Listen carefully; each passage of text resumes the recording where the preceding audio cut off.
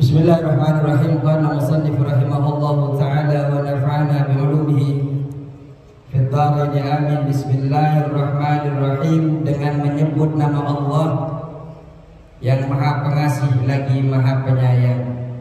Semua yang kita pelajari dari kitab-kitab selalu membaca Bismillahirrahmanirrahim. Di dalam Bismillahirrahmanirrahim ini terdapat pertolongan Allah Subhanahu wa ta'ala terhadap syaitan yang selalu mengikuti kita. Allah Subhanahu wa ta'ala berfirman dalam Al-Quran, la'atiyannahum min baina aydihim wa min khalfihim wa an aymanihim wa an syama'ilihim.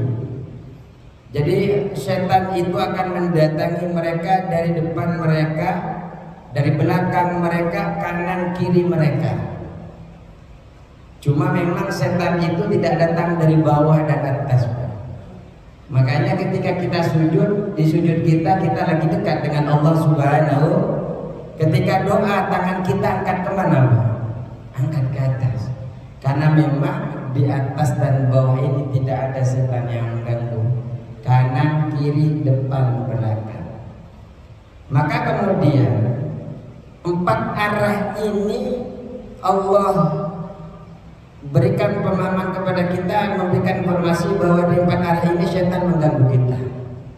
Sehingga Allah turunkan 4 kalimat untuk memproteksi diri kita daripada setan, yaitu Bismillahirrahmanirrahim. Bismi Allah ar-Rahman ar-Rahim. Kalau kita bicara tentang fadilah Bismillah, ada satu kitab saya itu besar sekali, itu kalau dibahas di sini lama sekali. Bismillah ini diberikan kepada umat Islam memang untuk menjaga daripada godaan-godaan setan yang selalu memuas-waskan diri kita. Qala Syekhul Imam Al-Alim, berkata Syekh Al-Imam Al-Alim Al-Alamatu, yang menjadi imam yang alim, Al-Alamatu yang sangat alim. Siapa? Al-Hujjatul Islam, yang memiliki hujjah agama.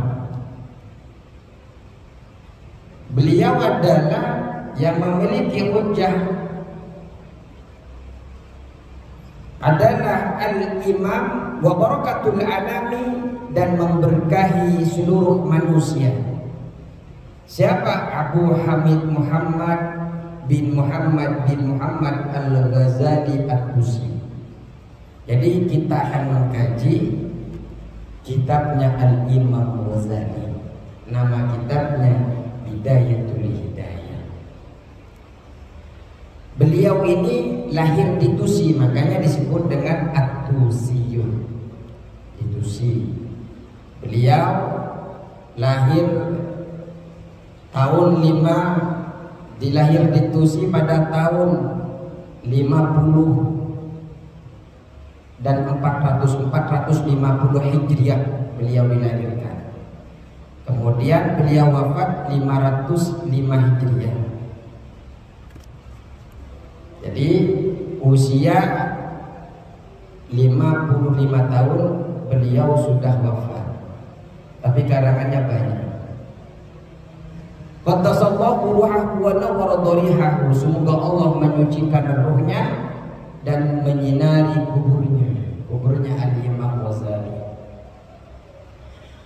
Kemudian beliau mengucapkan alhamdulillah haqqa hamdihi, semoga seluruh pujian milik Allah Subhanahu wa ta'ala, haqqa hamdihi, sebenar-benar pujian, wassalatu wassalamu ala khairi khalqihi, dan salawat serta salam semoga selalu tercurahkan kepada manusia terbaiknya Allah, makhluk terbaiknya Allah. Siapa? Dirinya adalah Nabi Muhammadin wa ala alihi wa sahbihi, yaitu Nabi Muhammad sallallahu alaihi wasallam. alihi dan keluarganya Nabi, wa sahbihi dan sahabatnya Nabi. Sebagian Nabi Muhammad ini luar biasa. Ada nazam syair yang luar biasa yang mensifati Nabi Muhammad. Lam yahtalim qattu taha mutlaqan abada wa ma taza'aba aslam fi madaz zamani. Biasanya anak pesantren tahu ya. Tidak pernah sama sekali Nabi Muhammad ini bermimpi basah. Dan beliau ini tidak pernah menguap sama sekali sepanjang masa. Nabi Muhammad sifatnya tidak menguap. Minhu tawabbu falam tahlub wa ma waqa'at dubabatun abada fi ismihil hasani. Darinya Nabi Muhammad SAW, hewan-hewan tidak lari, tidak menjauhi Nabi Muhammad. Kucing apa tidak lari, karena memang di antara tanda-tandanya kurang baik-baik saja ketika ada diri, ketika ada kita. Kucing tidak ada apa-apa, kita enggak, tahu-tahu lari Pak. Tapi Nabi Muhammad hewan tidak takut kepada Nabi Muhammad, juga enggak menerkam. Ya kalau menerkam Ustaz enggak, dia tidak takut, tidak lari. Dan tidak seekor lalat pun hinggap di tubuhnya Nabi Muhammad. Luar biasa, nggak berani Pak. Kita tahu waktu Isra Mi'raj ada tunggangannya para nabi, namanya apa? Buruk.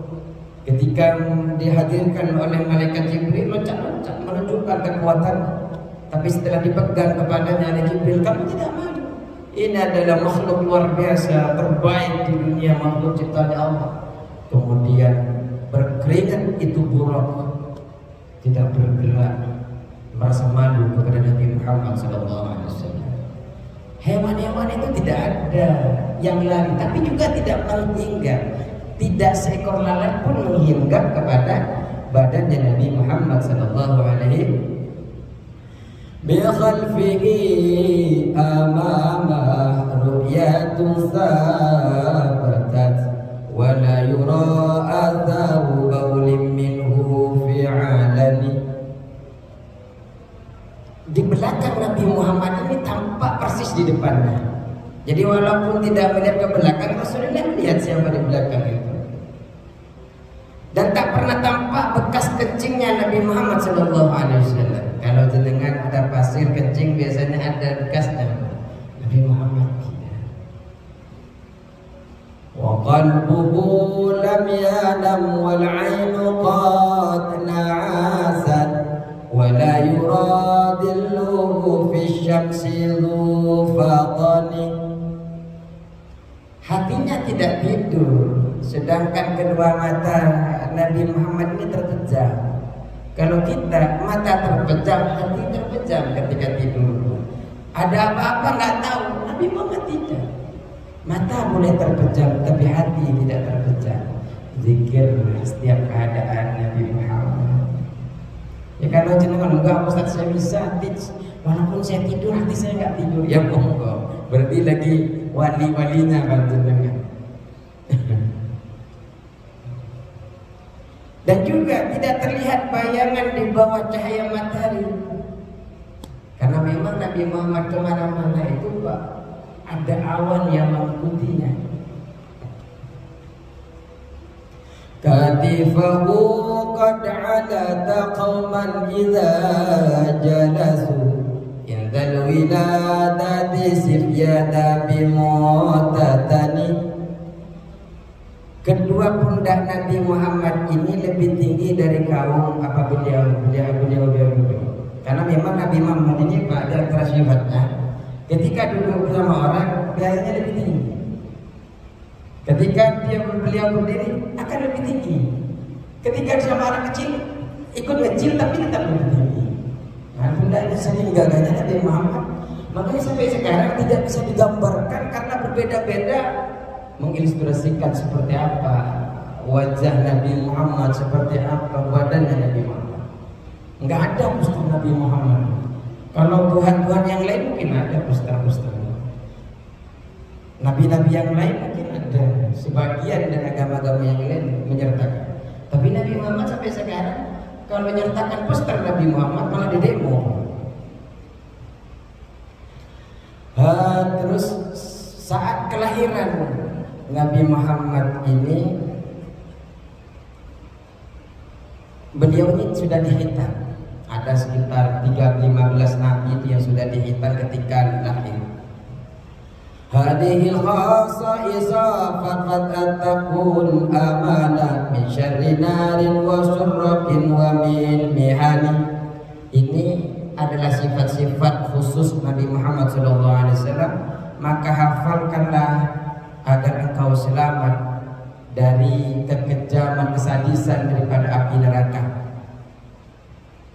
dan juga agar selamat juga dari berbagai para pencuri dan berbagai cobaan. Kalau lagi santai baca ini,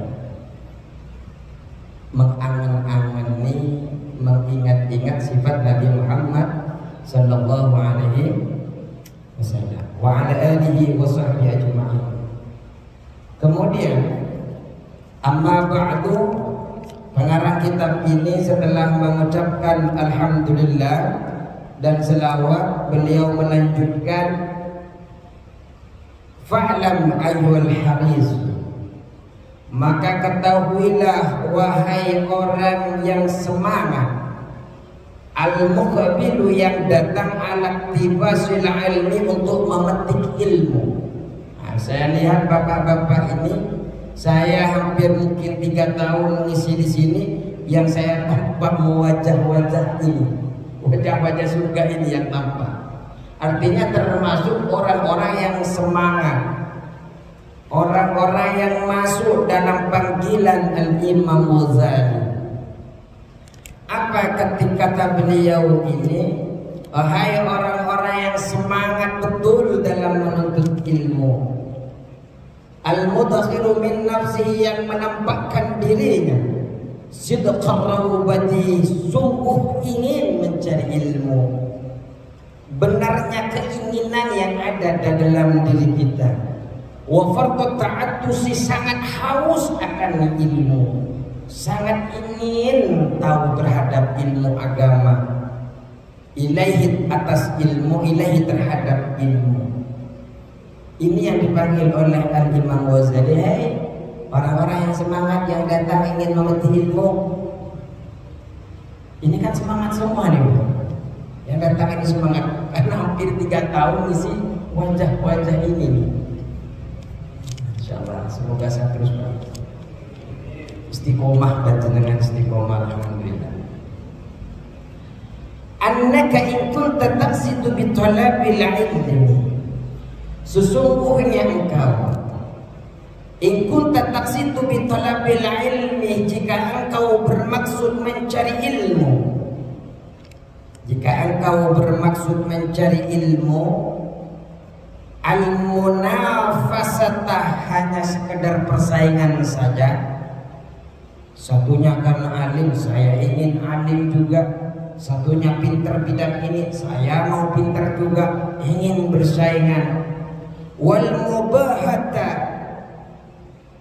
dan berbangga diri, wah saya hebat, bisa tahu ini tafsir, bisa tahu Riyadhus Shalihin, belajar karena ingin berbangga-bangga diri. Wa taqaddum 'ala al-akhrar, dan mengungguli teman-temannya, dia mencari ilmu karena ingin lebih hebat daripada teman-teman sebayanya. Kalau anak-anak kita, makanya kalau ada ini bukan hanya kepada kita ilmu ini, Pak. Nasihat-nasihat ini sampaikan kepada anak-anak dan cucunya, takut salahnya. Wasdimalat wujuhin nasi ilaika, dan menarik wajah-wajah manusia kepadanya agar populer di hadapan manusia. Wah, ketika saya menguasai ilmu, orang-orang akan memandang saya, orang-orang akan memperhatikan saya. jam'a hutamid dunia, dan mengumpulkan benda-benda dunia. Pengen dapat, kalau saya punya ilmu itu bukan sekedar agama, semua ilmu, bahasa Inggris, bahasa Indonesia, kelistrikan, apa itu ilmu daripada Allah. Ini juga harus dicari dengan niat yang baik. Kemudian apa? Kalau niatnya sudah seperti itu, fa'anta sa'in fi hadmi dinika, maka sesungguhnya engkau berusaha merobohkan agamamu. Kalau niat kita mencari ilmu di itu yang kita sebutkan tadi, berarti kita termasuk orang yang ingin merobohkan agama. Wa ihlaki nafsika, dan merusak dirimu sendiri, menghancurkan dirimu sendiri. Wa bai'i akhiratika bid dunyaka, dan menjual duniamu, engkau tukar akhiratmu dengan duniamu. Engkau jual akhiratmu dengan dunia. Jadi kalau niatnya kita bangga-banggaan, pengen ngaji begini, ingin memperbanyak harta agar orang memandang sama kita, maka kata beliau, Anda termasuk orang yang merusak agama. Orang yang merusak agama, orang yang merusak dirimu sendiri, menghancurkan dirimu sendiri, dan menjual akhiratmu diganti dengan dunia. Fasufkhatuka khasiratun, transaksimu itu rugi. Jenengan duduk di sini rugi. Jenengan mungkin ada majelis taklim lain di Baitur Rahim, ada majelis datang, kalau niatnya itu rugi. Wa tijaratuka ba'ira, dan daganganmu rusak, hancur, tidak laku kalau niatnya seperti itu.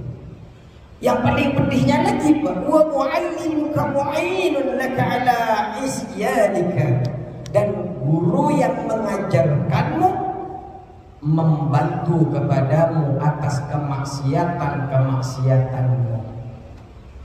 Jadi ketika kita mengajar seperti ini dan tidak menyampaikan niat cara berbelajar yang baik, ternyata dia menyalahgunakan pelajaran yang kita dapatkan, hukum yang sudah jelas haram, dia cari-cari dalil dengan itu, kemudian dipaksakan halal, padahal sudah nggak ketemu dalil itu.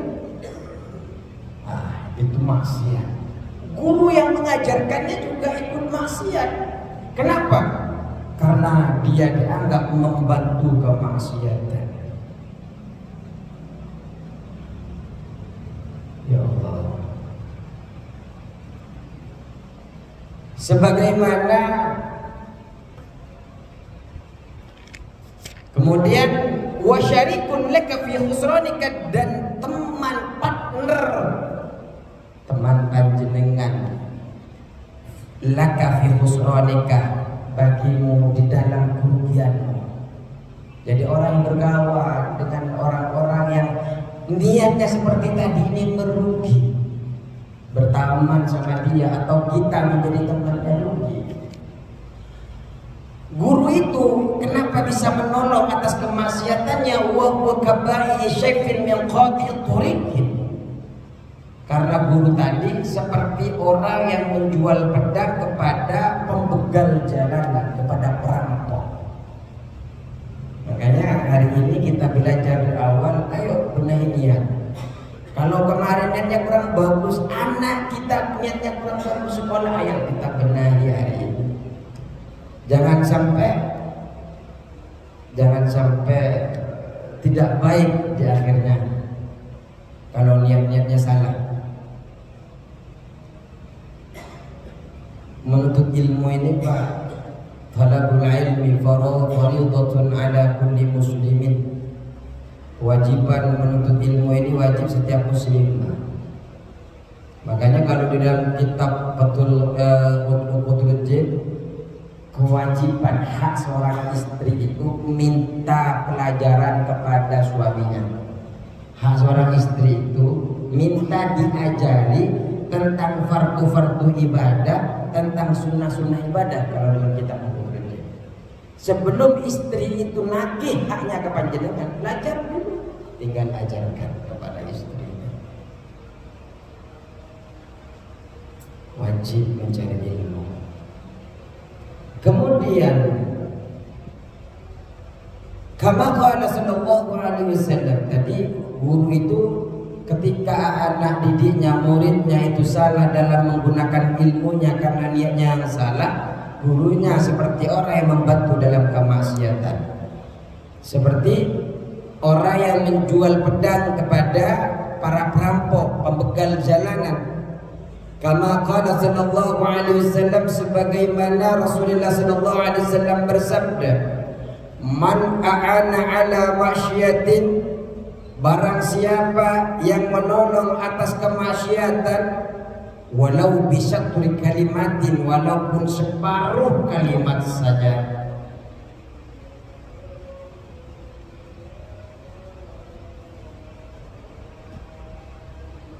kemudian ketika kana syarikan lahu fiha, maka dia termasuk teman di dalam kemaksiatannya. Jenengan separuh saja, contohnya kotalah membunuh Ki, ini kan hanya satu huruf Pak, bunuhnya uktul, uktul, bunuhlah dia, separuh saja. Tapi paham kalau nyuruh membunuh, maka walaupun dia hanya memberikan isyarat separuh, tetap dia termasuk seperti orang yang membunuh.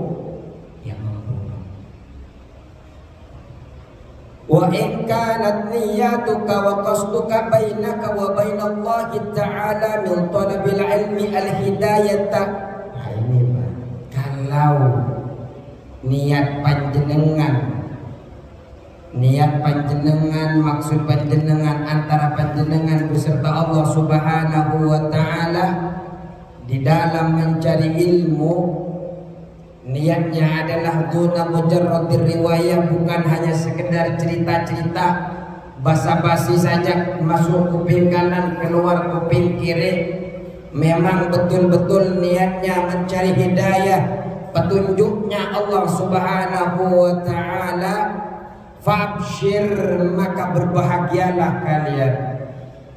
Fabshir, maka berbahagia engkau. Fa innal malaikata tabsutu laka ajnihataha, maka sesungguhnya para malaikat akan membentangkan sayapnya bagi panjenengan idza masyaita, ketika panjenengan berjalan menuntut ilmu. Wah, sekarang malam pertama saya mau hadir ke pondok di Darussalam nuntut ilmu. Dalam perjalanannya malaikat membentangkan sayapnya kepada panjenengan. Wa khitanal bakhra tastaghfiru laka idza sya'aita, sampai ikan-ikan yang ada di lautan memohonkan ampunan kepada orang-orang yang berjalan menuju majelis ilmu. Luar biasa, luar biasa. Sampai ikan-ikan memintakan ampunan ketika panjenengan berjalan.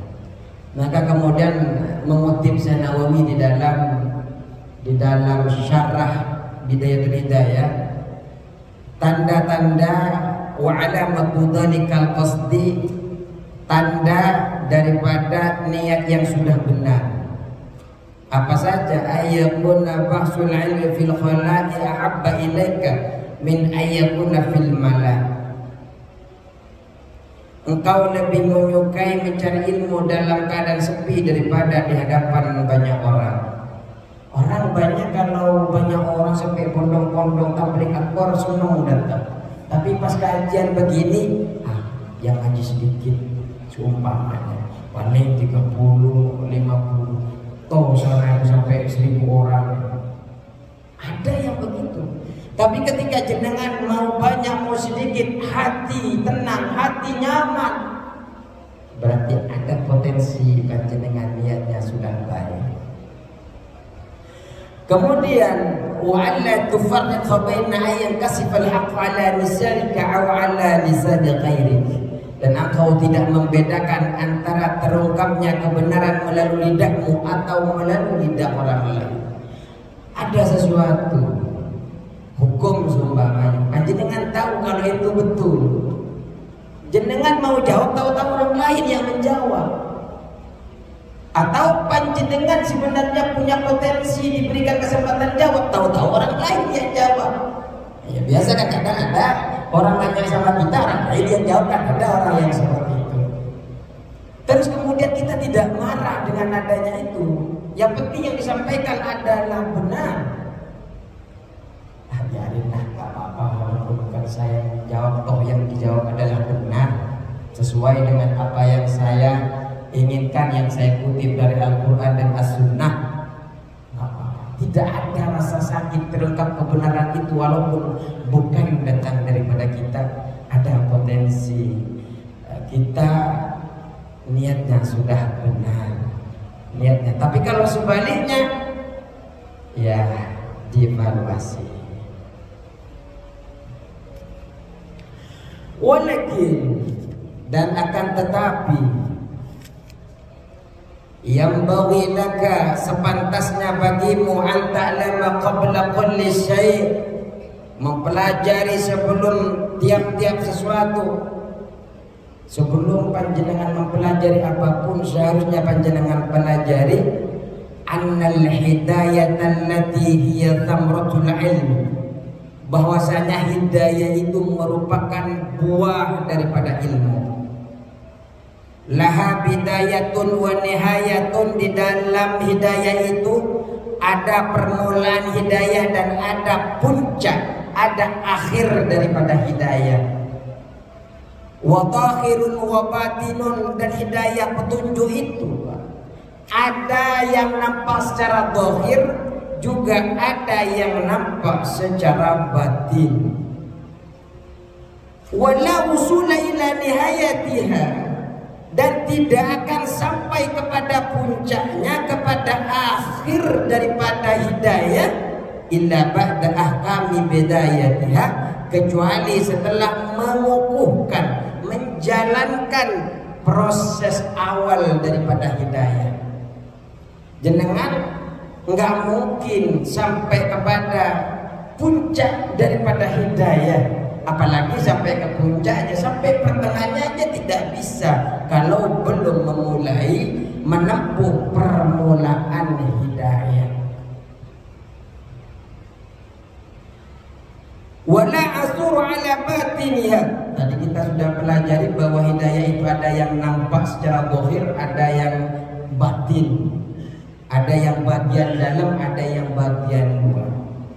Wala asuru ala batiniha illa ba'da al-wuqufi ala zahiriha, engkau tidak akan tahu batin daripada hidayah, bagian dalam daripada hidayah, kecuali panjenengan sudah melihat bagian luarnya hidayah. Makanya kita memang betul-betul memulai dari bawah, Pak. Hidayah itu kita prosesnya pelan-pelan. Makanya kemudian ini kita belajar. Makanya hidayah itu ada bagian luar, ada bagian dalam, ada bagian awal, ada bagian akhir. Makanya dulu pernah saya membahas sama persis ini tentang amal. Amal itu kita kutip di dalam kitab Iqadul Himam, kan terbagi menjadi 3. Amal itu, perbuatan itu dibagi menjadi 3. Apa yang disebut dengan amal? Harakatul qalbi awil jismi, bergeraknya badan, bergeraknya hati, disebut dengan amal. Jenengan minum hari ini amal, karena minumnya agar seger mendengarkan kajian, pahala. Kalau ada pahalanya, berarti amal yang jenengan lakukan bentuk dari taat. Sebaliknya kalau ada dari amal itu menghasilkan dosa, maka itu amalnya adalah maksiat. Nah itu minum, berarti setiap tumpukan itu ngalir kebaikan-kebaikan dunia akhirat. Amin Allahumma. Kemudian amal itu kan dibagi menjadi 3 pada akhirnya, syariat, thariqat, dan hakikat. Awal-awal dulu kita bahas. Sehingga ada yang namanya syariat itu untuk membenahi bagian luar, li-islahil jawair, dengan cara taubat, dengan cara takwa, dengan cara istiqomah. Dengan takwanya, dengan wudu, dengan mandi besar, dengan sholat, dengan puasa. Tapi kalau itu tidak istiqomah, ya kadang ngerjain, kadang enggak. Biar bagus bagian luarnya istiqomah. Kalau ngaji begini ya, kalau hanya ngaji setahun sekali, ya setahun sekali Ustaz, tapi setiap tahun saya sekali datang terus. Istiqomah juga. Iya, khawatir kan nggak apa-apa istiqomah, takut tahun datang dan tahun depan nggak nyampe setahun lagi. Makanya kita setiap kajian datang. Kalau tidak datang berarti belum bagian luar belum bagus. Kita masih melangkahkan kakinya untuk kebaikan dan sebagainya, masih berat. Islahil jawari, istiqamah. Kemudian yang kedua adalah thariqah. Amalan thariqah adalah li-islahil qulub, memperbagus hati. Dengan cara apa? Ikhlas, tasdik, ikhlas, jujur. Baru yang nomor 3 Allah berikan namanya tumaninah. Saya yakin dengan hadir ke sini walaupun tadi sudah sholat maghrib ternyata ada yang datang. Insya Allah ikhlas semua datang. Yang sholat walaupun lambat ke sini sholatnya, insya Allah ikhlas. Tapi belum tentu pasti, belum tentu jujur kepada Allah Subhanahu wa Ta'ala. Allahu Akbar, inna salati wa nusuki wa mahyaya wa mamati lillahi rabbil alamin. Hidupnya, matinya, ibadahnya diserahkan kepada Allah. Itu komitmen kita ketika iftitah. Kabira walhamdulillahi katsira, subhanallah wa tawasila, inni wajjahtu wajhi, saya hadapkan wajah saya. Ini komitmen kita ketika melaksanakan. Ini wajah. Otak saya kayaknya tinggal dan dibenarkan. Ini secara ikhlas sudah ikhlas, Allahu Akbar. Tapi ketika mengatakan saya hadapkan wajah saya, pikirannya nyantol di rokok, pikirannya nyantol di rumah. Tadi ditaruh di mana? Kompor udah dimatiin apa belum? AC tadi udah dimatiin apa belum? Belum pasti. Tapi kalau ucapan dan hati sudah menyatu, Allah berikan yang nomor 3 namanya tumaninah. Hati tenteram. Salat nyaman, imamnya panjangan dikit nyaman, pendekan dikit juga nyaman. Di sini kenapa pendek nyaman? Ya karena memang di sini sering pendek. Pengennya cepet-cepet deh. Tidak apa-apa.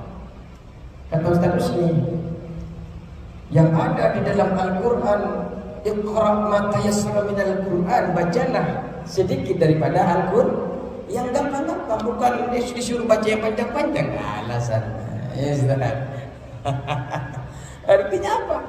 Wah, ya memang disuruh pendek-pendek biar jemaahnya nyaman sholatnya, ya, seperti itu. Oh, takut diompol. Artinya begini, diberikan kenyamanan oleh Allah ketika lisan berucap, hati berucap, pikiran menyatu sesuai dengan apa yang kita namanya tasbih. Diberikan keistimewaan oleh Allah namanya mutmain, tenang, hati tenang. Mau apapun itu namanya khusyuk.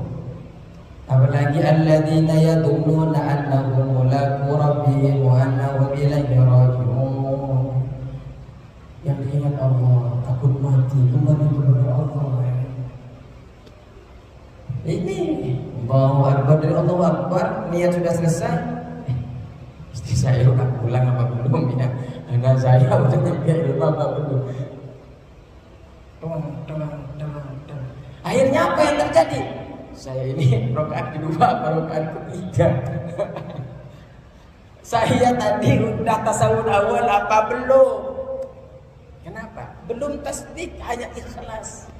Ya kalau ini kan ikhlas Pak, nggak ada tuntutan dari siapapun. Kamu sholat, kalau nggak sholat saya sihir kamu, nggak ada. Ya tetap kita ikhlas dalam menjalankannya. Paling hanya takut kepada Allah Subhanahu wa Ta'ala, takut disiksa pada saat itu. Yang kemudian yang ketiga adalah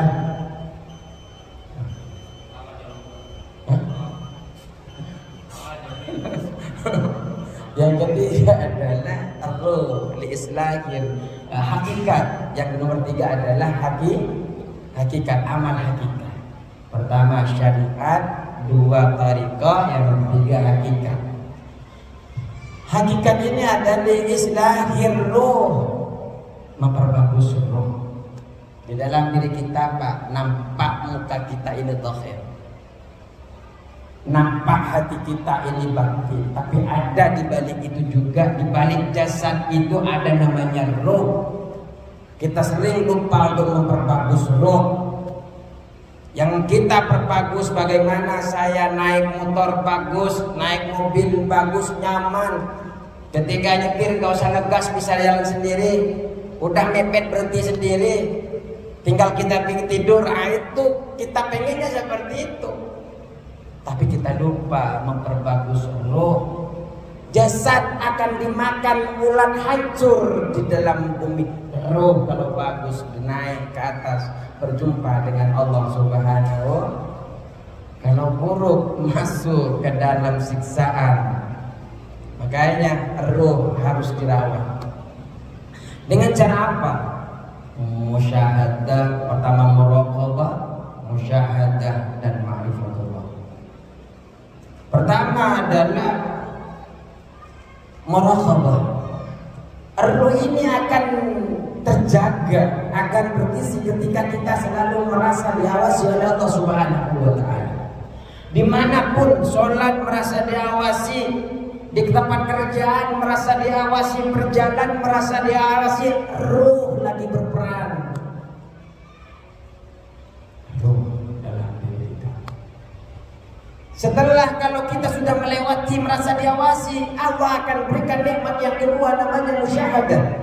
Seakan-akan kita sholat itu sudah nampak Allah di depan, walaupun tidak berjasad seperti manusia, tapi khususnya seakan-akan Allah itu betul-betul ada di depan kita. Itu sudah maqam musyahadah. Jadi sudah mau gempa mau apa, memang sudah menikmati sholatnya. Sebagaimana Rasulullah hari ini manggil siapa? Bilal bin Rabah, ayo sholat selesai, ini istirahat dalam sholat.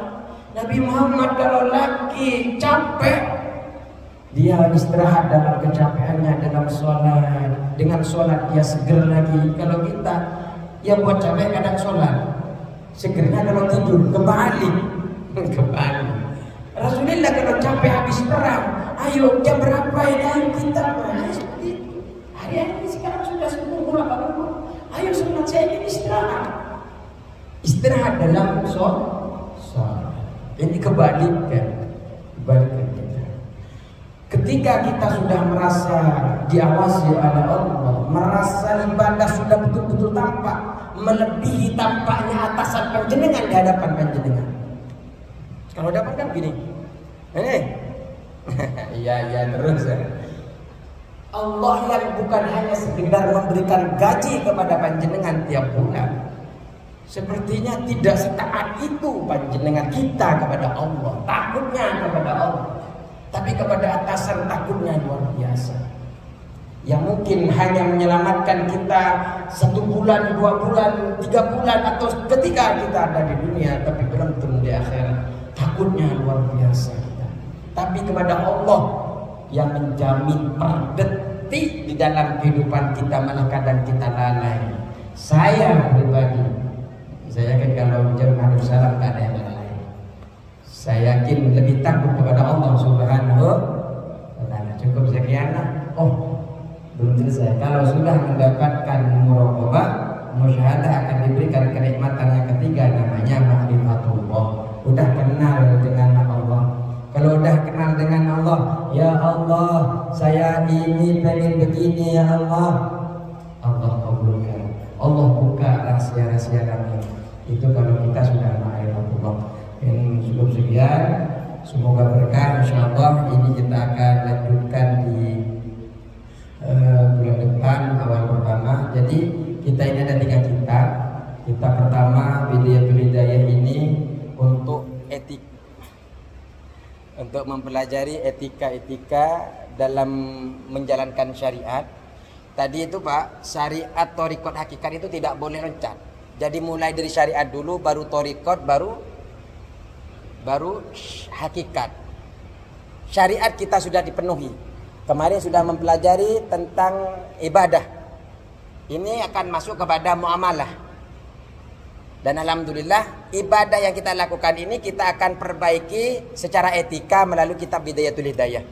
Ada pertemuan yang ketiga, itu membahas tentang membahas dengan nasihatul ibad. Nasihat-nasihat bagaimana mempersiapkan kematian. Sehingga insyaallah kalau itu bisa diamalkan oleh panjenengan, menjadi orang-orang yang husnul khotimah. Amin ya rabbal. Cukup sekian. Allahul muwaffiq ila aqwamit thariq. Assalamualaikum warahmatullahi taala wabarakatuh.